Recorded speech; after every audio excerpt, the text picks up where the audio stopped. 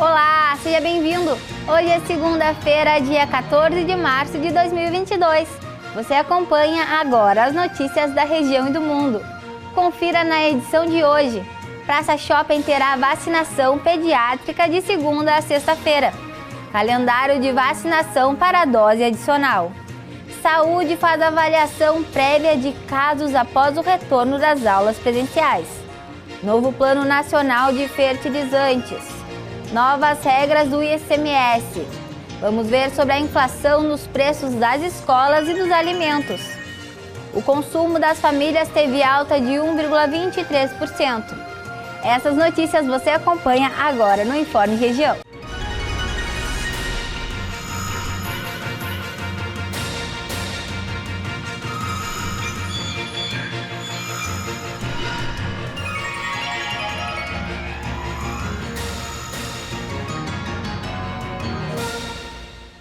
Os pontos de vacinação pediátrica seguem disponíveis de segunda a sexta-feira no Praça Shopping Rio Grande. Vamos conferir.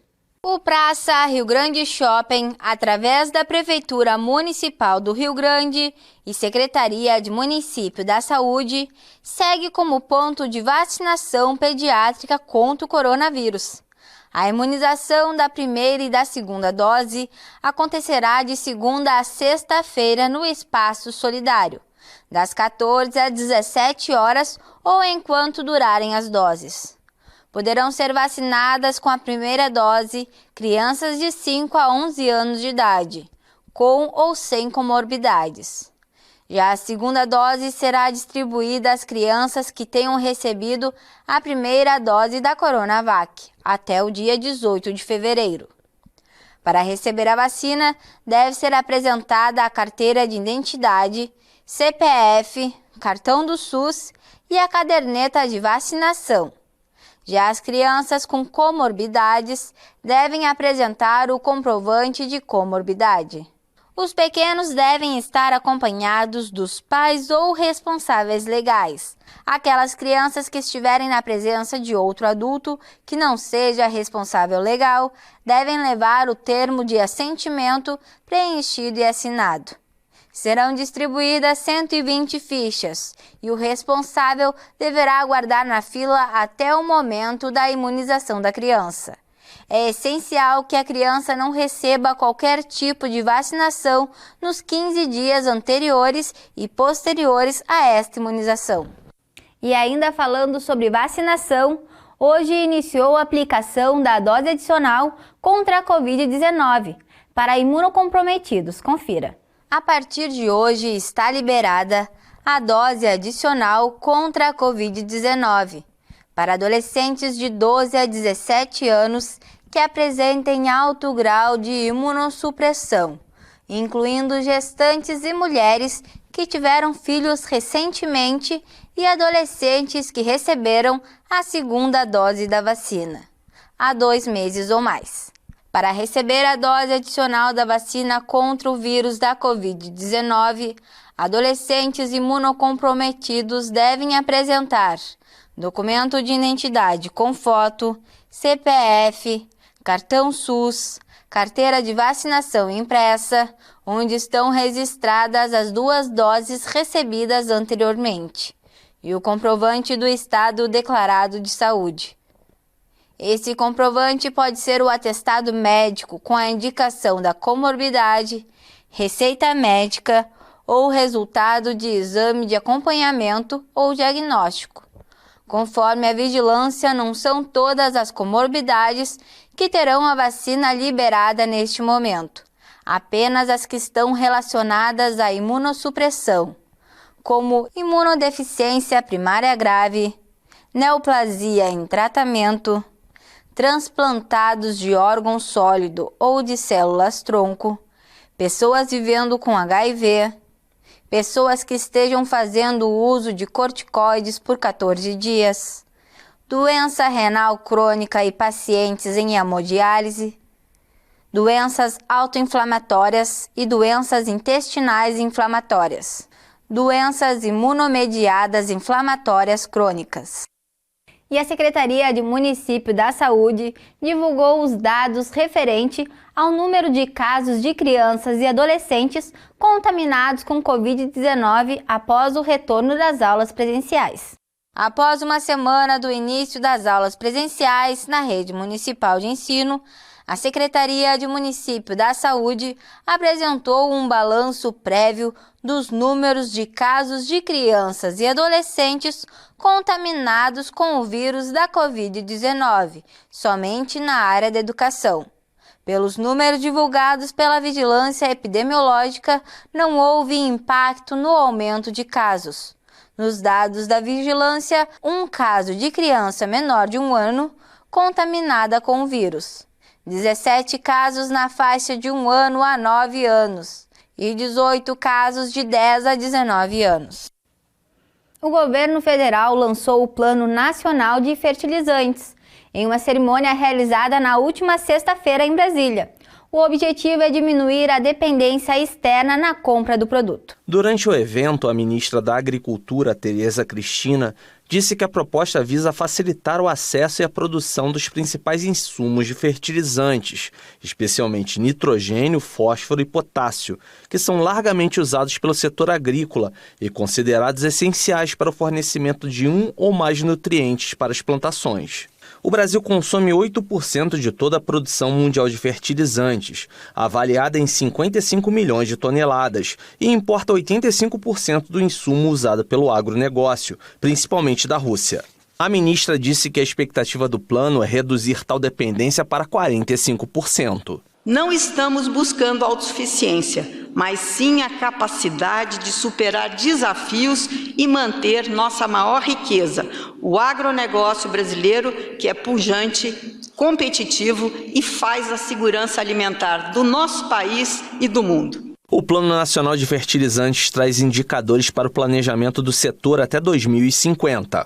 Em razão do conflito com a Ucrânia, a Rússia recebeu uma série de sanções dos Estados Unidos e de países membros da União Europeia, algumas envolvendo a comercialização de fertilizantes. A ministra também informou que vai defender na Organização das Nações Unidas para a Alimentação e a Agricultura a suspensão das punições. Tereza Cristina vai argumentar que, assim como os alimentos, os fertilizantes não podem ser objeto de sanções.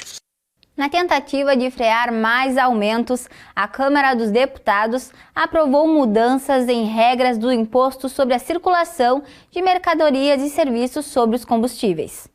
O projeto de lei aprovado prevê que o ICMS, que é um tributo estadual, recaia sobre os combustíveis uma única vez. Atualmente, o imposto sofre um efeito cascata, ou seja, é cobrado mais de uma vez ao longo da cadeia de produção dos combustíveis. A cobrança, que vale inclusive para os importados, tem base em uma alíquota fixa por volume comercializado em todo o país. O texto aprovado também concede isenção do PIS/PASEP e COFINS em 2022 sobre os produtos. As novas regras alcançam gasolina, etanol, diesel e gás liquefeito de petróleo, inclusive o derivado do gás natural. Em vez de uma incidência percentual sobre o preço, as alíquotas vão incidir sobre a unidade de medida e devem ser definidas por meio de decisão unânime do Conselho de Secretários Estaduais da Fazenda, de modo que não haja ampliação do tributo até o preço final ao consumidor. Atualmente, as alíquotas são diferentes nos estados e no Distrito Federal. Em média, nas regiões metropolitanas, as taxas são de 14% para o diesel e 29% para a gasolina. Na votação dos destaques, o plenário da Câmara rejeitou, por insuficiência de votos, o dispositivo que previa a vigência das novas regras também para o querosene de aviação. Com isso, o querosene ficou fora das regras do projeto. A inflação oficial subiu em fevereiro e atingiu a maior taxa para o mês dos últimos 7 anos. A alta foi puxada principalmente pelo custo das mensalidades escolares e dos alimentos. O Índice Nacional de Preços ao Consumidor Amplo, o IPCA, que mede a inflação oficial do país, subiu 1,01% em fevereiro, após ter registrado taxa de 0,54% em janeiro. Segundo o IBGE, essa é a maior variação para o mês de fevereiro desde 2015 e da maior taxa mensal desde outubro do ano passado. Todos os grupos de produtos e serviços pesquisados tiveram alta, mas os principais impactos vieram dos preços dos grupos de educação, alimentação e bebidas. No grupo de educação, o maior aumento veio dos cursos regulares, com destaque para o ensino fundamental, a pré-escola e o ensino médio. Em alimentação, a alta de alguns produtos pressionou o IPCA. Um deles foi a batata inglesa, que subiu 23,49%. A cenoura teve alta de 55,41%. O consumo das famílias brasileiras teve alta de 1,23% em janeiro, na comparação com o mesmo mês de 2021.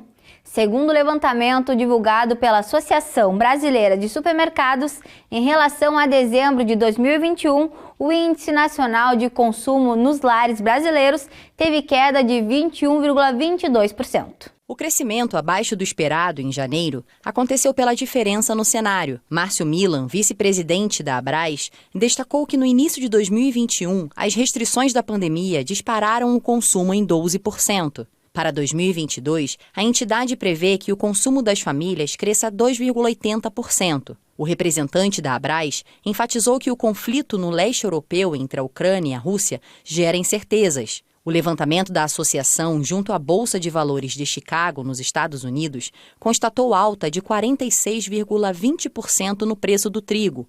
O milho subiu quase 12% e a soja 11%. Esses aumentos podem impactar no bolso dos consumidores nos próximos meses. Atualmente, a alta dos preços tem levado os consumidores a buscarem marcas e produtos mais baratos. Milan destacou ainda que a melhora nos níveis de emprego e o Programa Auxílio Brasil devem proporcionar o aumento do consumo e demonstrou otimismo com a incorporação das convenções coletivas de trabalho ao longo do ano. E com essas informações, encerramos o Informe Região desta segunda-feira. Para você continuar com a gente, siga o nosso Instagram, @TVFarolRS. A todos vocês, uma boa semana.